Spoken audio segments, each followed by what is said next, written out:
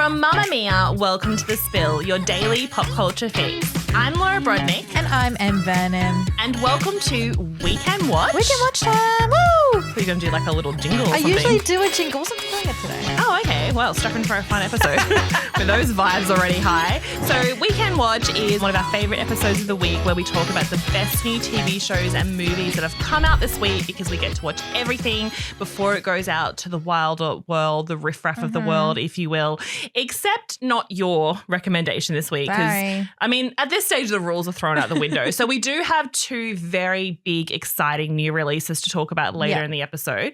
But first, you had something you wanted to bring to the table. Yes, I've got a show that I've just started watching. It's not a new show, but the second season has just come out and it's currently out now. It drops every Wednesday, which is why you might have missed it if you've been watching The Summer I Turned Pretty, which also drops every Wednesday. Yeah, and The Summer I Turned Pretty has just engulfed the world at the moment. So when that finishes next week, you'll need something else to obsess over weekly. Exactly. Also, the show I recommended a few weeks ago, Alien Earth, also drops every Wednesday. Oh, there you go. Wednesdays are My huge Wednesdays day. are packed for me. Yeah, you'll have to take the day off. I do. Maybe I should. Anyway, this show, you might have heard of it. It's on Apple TV. It's called Platonic, and it's Seth Rogen and Rose Byrne. Oh my God, it is the best show I've watched in a really, really long time. The chemistry between these two is so insane. You would know their chemistry if you've watched Neighbours or Bad Neighbours, as it's called in Australia, where they play a couple who have a young child and then Zac Efron has a frat house next door and they're just like in this big war with each other. That is one of Zac Efron's best roles. Best as a roles. side note. And Dave Franco, I reckon. Yeah. Like great, great roles. 10 out of 10. Anyway, in this series called Platonic, they play two best friends. Seth Rogen plays this guy who's just gone through a divorce and his best friend Rose has like this husband and family and they hadn't talked in a really long time and then they come back together and the series just goes through their friendship and they play these roles so well. Like I haven't watched a relationship like this in a really, really long time where you are rooting for them to get together or you're rooting for them to be a friends to lovers. Like you're actually not. You love them being best friends and their chemistry is so good and they love each other so much, but not in like a sexy way. Yeah. And I love that. There's so many TV shows where my favorite relationships are the best friend dynamic. Yeah. And like an unexpected best friend dynamic too. They're very unexpected best that. friends. And it's also because like he's a straight man and she's a straight woman. And they just, I don't know how they're obviously brilliant actors, but they're able to get that chemistry of platonic friends done so well where you want to just see them be best friends and you never want to see them break up in a friendship way. Yeah. But you're also not rooting for them to get together. But I think that's their dynamic in real life. Like that's you what watch I think. I think that's exactly what they're like in real life together, especially after seeing them play a romantic couple in a movie. I thought it would be a huge challenge for them to do like kind of the opposite. Yeah. But they nailed it. And when you watch them in interviews, especially for this new season of Platonic, like Seth and Rose, they talk about the fact that their chemistry was just off the charts, but not attracted to each other, which they're just like, this is a gold mine. Because that's the perfect setup, really. Because if you date, and especially because they're both married to other people and like Rose has got kids and all this sort of stuff. So there's no messiness. They're just great together on screen. Kind of like an old school, like an Adam Sandler and Drew Barrymore. Yes, that's exactly like their chemistry on screen is off the charts, but behind the scenes, they're just best friends. That's exactly what it reminds me of. It reminds me exactly of that and kind of similar to George Clooney and Julia Roberts. Yeah. Like such good friends, but such good chemistry. Platonic Hollywood besties. An untapped area that we need to delve into more. Maybe another roundup is coming up our sleeve. Our best love stories where the people off screen and online love. Anyway, Platonic, it's out on Apple TV. Season 2 is currently running through. It is so good. Okay, so a few weeks ago, I saw what I think is the best movie of 2025. Oh. And it's definitely up in the mix of the best new movies of 2025. Okay. It's called Splitsville. I've heard of this. Yes. Well, is it from me and yelling about in the office for the last few weeks? I think I've heard of it from you and now it's like all over my TikTok Yeah, feed. A whole bunch of people from the Mamma Mia office went to an early screening and we all loved it. So it's this new, they're calling it an unromantic comedy. And it's written by Michael Angelo Covino and Kyle Marvin, who did this movie The Climb a few years ago. And it's only their second movie and they co-wrote it. And Michael Unmissable directed it, but it's also produced by Dakota Johnson, who stars in the movie. Oh my God, she's everywhere right now. Yeah, she's doing the work. Yeah. Her company Tea Time produced it, and also stars another of our fave actresses, Adria Arjona, from Blink Twice. Oh my God, and she's been in other stuff, but I think she's that's in the Hitman role. with our friend Glenn Powell. she and Glenn Powell, really good friends, who's also a producer. So it's about these two couples who are seemingly in these very idyllic marriages. So you've got Kyle Marvin, who's playing Carrie, and then Adria Arjona, who's playing Ashley. Mm-hmm. And they have the opening scene of this movie is wild. Actually, so much of it is wild because it has these big comedy swings of like sex in a car and then maybe someone dies, and like there's two scenes about the deaths of goldfish, which are the funniest things I've ever seen. It's also a comedy that has the best fight scene of 2025. Oh wow. The most low stakes but like the longest and the best. It's like a 10-minute physical fight scene in the middle. But but it's also like not a full choreographed fight scene. It reminds me of the end of Bridget Jones when when Daniel and Mark Darcy and they can't land a hit. It's like that. So that's the best fight scene, I swear. So Ashley says to Carrie that she has not only cheated on him, but has also is also wanting to end their marriage because she thinks there's more out there. And Carrie gets obviously very upset, and so he goes to his best friend Paul's house, whose wife is Dakota Johnson's character Julie, and they kind of say like after a few wines that the secret to their happy relationship is that they have an open marriage. And it kind of escalates from there of like different people in the couple hooking up, breaking up. It explores this idea of like open marriages and like friendship and relationships. So there's this really kind of really like beautiful, small, dramatic moments, and there's some very serious moments in it, coupled with these huge moments of like broad, crazy comedy. And people in our audience were like screaming, laughing, and then people would go silent. Like I would love for you to see it because you would just have the wildest reaction. I feel like I should watch it and also film my reaction. You should film your reaction. And it's mostly just the core four, but there's a few other different players in there, especially when Ashley starts having like open relationships and all the guys and women that she dates become like part of the show. But also Nicholas Braun from Succession is in it. I love him. And Dakota Johnson are really good friends because they were in How to Be Single together. Oh my God, I love that movie. Yeah. And they've stayed really good friends and she loves him. So he's got a small role, but he plays a mentalist. No. It's so funny. He's so funny. So it's such a good movie. It's so well done. It premiered at the Cannes Film Festival and just had this crazy standing ovation. People loved it. So I saw it and then I was so excited because I got to interview Dakota Johnson about it. And that is the very fun part of this job, is that it's not about talking to famous people because a lot of the time they're boring. It's about watching a movie that you love and then being like, I have so many questions and now I get to ask the person who is in the movie. The interview was an interesting one. Oh no. Because it wasn't one of those, like the last few big interviews we've had here on the Spill, like the cast of Fantastic Four or the cast of Freaky Friday 2. Yeah. Like they come to Australia and you go to a fancy hotel room and all the cameras are set up. And you're in person and you can build that chemistry. And you can build it. Yeah. This was about 6 a.m. on a Saturday morning. I had to do it from my apartment, do the interview. So I stumbled out of bed at like 5 o'clock. I had set up a studio in my apartment. I bought like Kmart lamps that I tied on ropes because I couldn't find a ring light. I had just slapped some makeup on. I put a blazer on over my pajamas because you only see the top part. Yeah.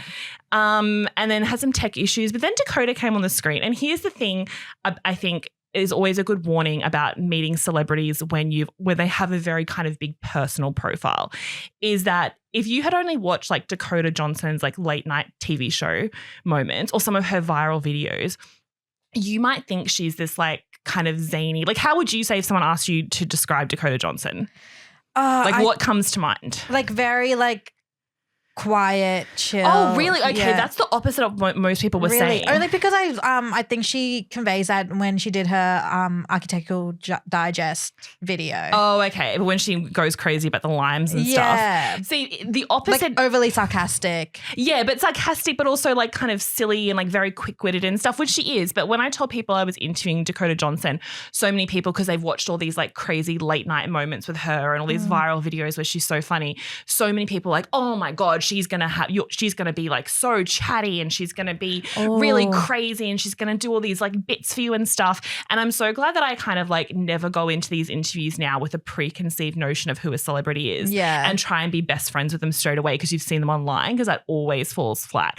But I'd also watched a lot of like smaller film junkets with her and she's so quiet. Like you've the idea. That's what I've seen. She's so reserved. She really, and this is something I really envy in people, she's not afraid of silence, because I like jump in to fill a silence and I prattle like I'm doing now.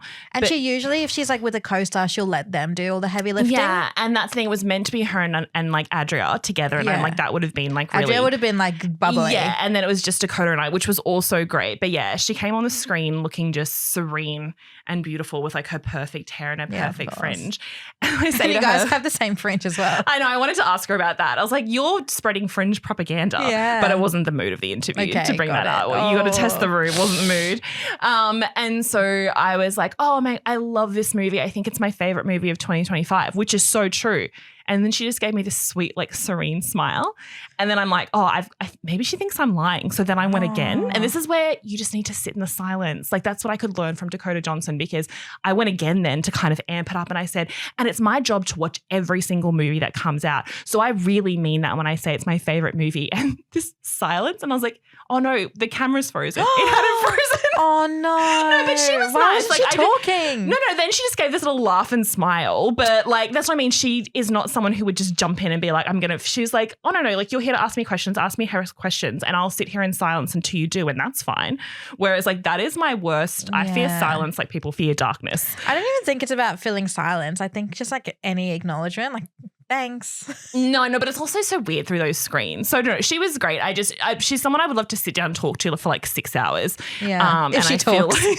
And she talks for one of those someone hours. I like to talk to. I just also feel that she's someone who's always had her voice heard. Like she had the air of like, one of the reasons I talk so fast is like, no one's listening to me. I've got to get this in quickly. And you know maybe that's like growing up with like all heaps of siblings.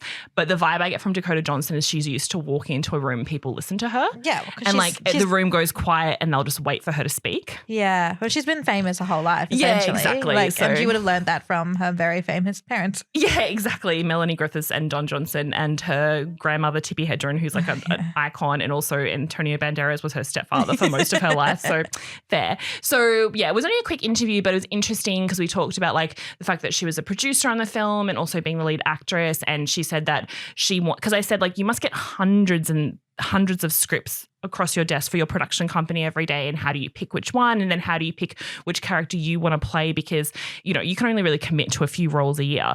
And she just said that Julie like seems like she has it all together, but she's very broken kind of behind the scenes, and there's a lot going on with her, and that is something that she has seen in a lot of women in her own life, which I thought was really interesting.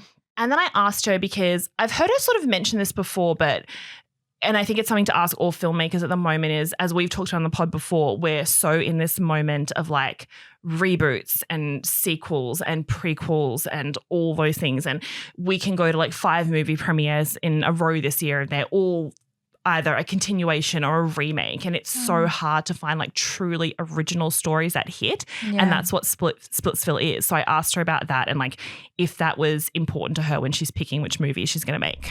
I think that people crave it, whether they're conscious of it or not. I think people are inundated with the same things over and over again. And I think you don't realize that you wanted something new and fresh and different until you see it. I love that answer. That's actually exactly how I felt when I watched Sinners, which is like my favorite movie of the year. Because that's up there too. So bloody original. Like nothing compares to it. And it's true. Like you don't think you need it. Like we talk about how big of a superhero like franchise fans we are, and how big of like we love Freakier Friday and like remakes and reboots. And that they get to a point where you actually forget that you crave originality until you actually see it. Exactly. And that's something we talk about too is that, look, we know movie tickets are so expensive and people are so busy. So it's often a big swing to go and see a movie in a cinema, even though I think like Splitsville is a movie you should go and see in a cinema so you can hear the audience reaction around you.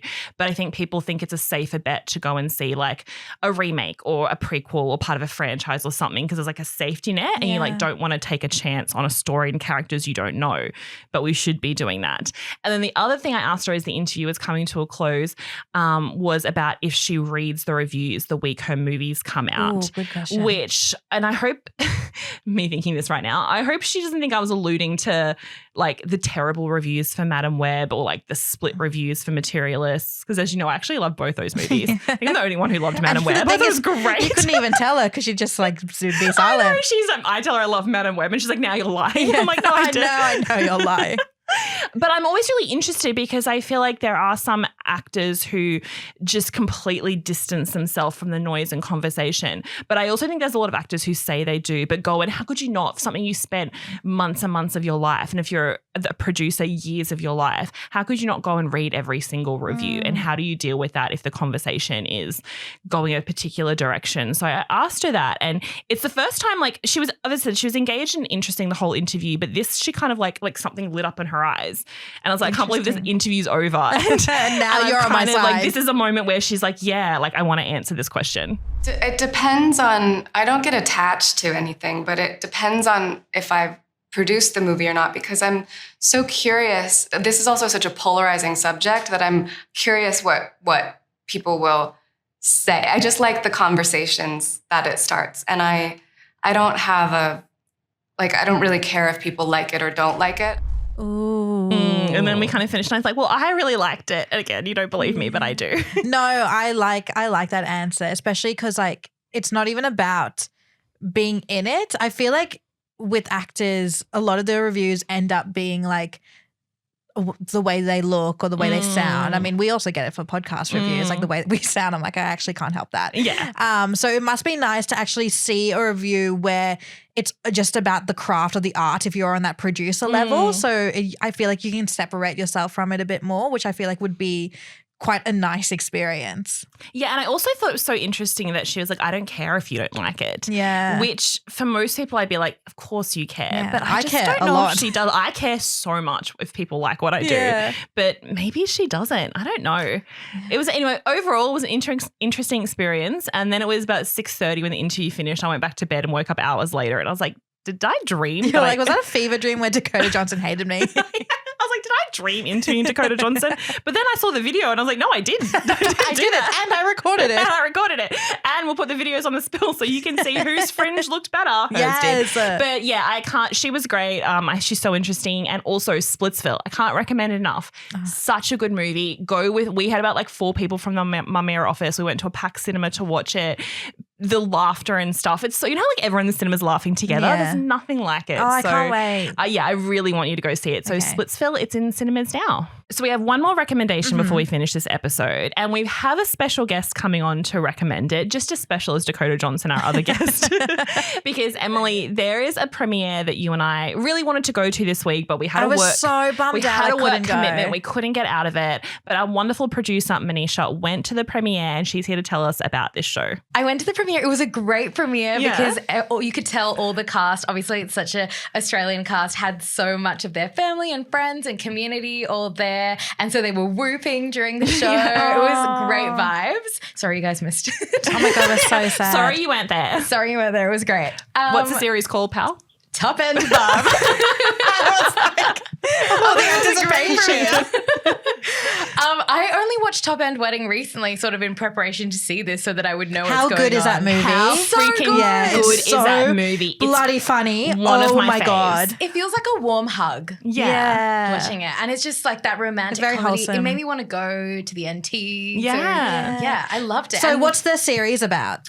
So this series is a continuation. So obviously at the end of that one, we see Lauren and Ned get married. So when I heard Top End Bub, I was like, oh, they're just going to like have a baby. But it's more than that. So basically we leave off, they're in their life in Adelaide. And then this is an 8-part TV series following on from where we left off. And so we got to watch the first 3 episodes. And essentially, I don't want to give too much away, but something happens in the family and they take custody of her niece, of Lauren's niece. Okay. So they have to upend their lives in Adelaide and move back to the NT.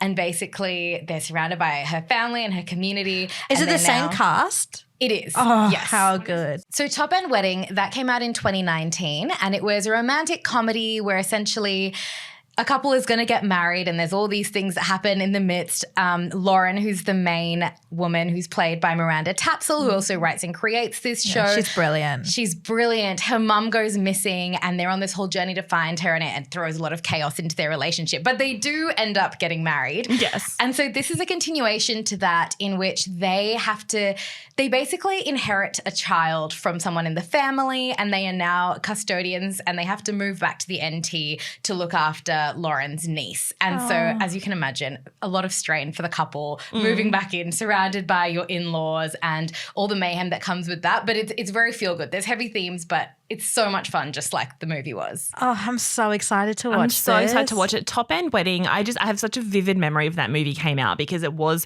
the new rom-com everyone was talking about. There's no other Australian rom-com like it as well. And I remember going to interview Miranda and Gwillem, who played the stars in the movie, and just like their chemistry and what they had gone through, like filming it and making it. But I only just rewatched that movie at the top of this year, and it holds up so well as like the ultimate kind of comfort rom-com, and was so funny. I remember it was also like released around, I want to say like end of year, because I remember watching it during Christmas time with my mum and sister. Like I've shown my mum this movie too. It's a good movie to watch with a mum. It's such a good. Oh, yeah, we watched it with our mums.